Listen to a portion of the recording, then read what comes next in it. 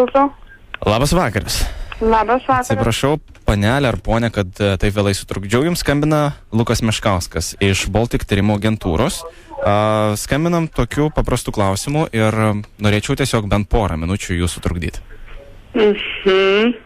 Ar į kokį miestą mes dabar, didmiestį ar mažesnį paskambinam? Nu, šiuo metu esu kaime. Kaime, bet registruota? Registruota taip pat kaime. Kaime. O daugiausia, didžiausią dalį, kur praleidžiat kokiame mieste? O čia būtinai reikia sakyti. Na, mes pasižymim pagal administracijos vienetus, iš kokio, tarkim, miesto kalbinam žmonės, kad būtų tikslesni duomenys. Tai Šiauliuose didžiausią laiką praleidžiu. Tai esate kaip ir šiaulietė, ar ne?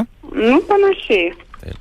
Galima į jūs kreiptis tu, gal būtų paprasčiau kalbėti?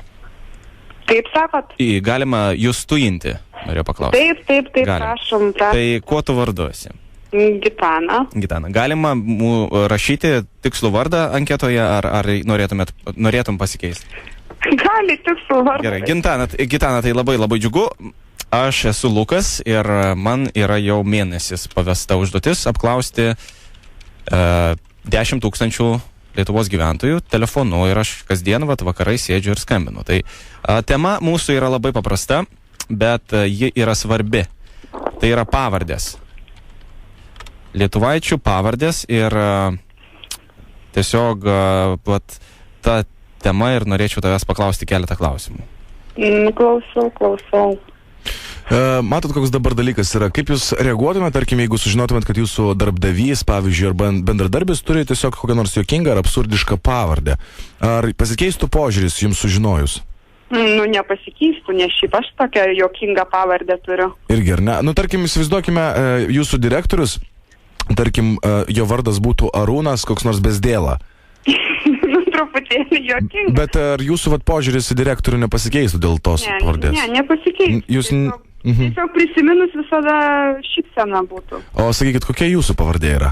Būtinai sakyti dabar. Na, tiesiog aš užsirašysiu, man bus tada daug paprasčiau. Daunytė.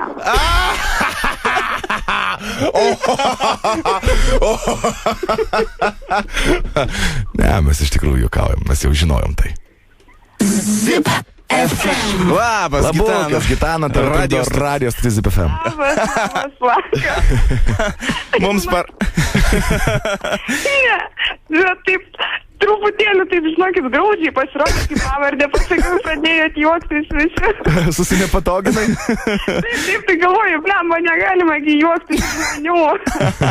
Mes, žinok, juokaujam. Čia tavo, nežinau, draugai atsiuntė, užregistravo tavo numerį tiesiog ir parašė, kad tu esi Gitana ir ten viską surašė ir mes tiesiog išdirbom tave čia. Tiesiog pajuokavom, tai nesupyk.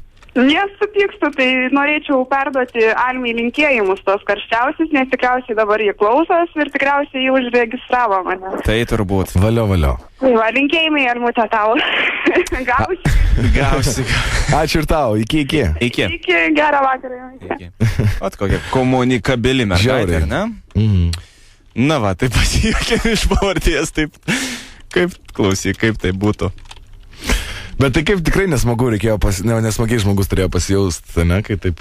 Na, bet nieko, mes ne iš piktos valios, tiesiog draugiškai. Jo.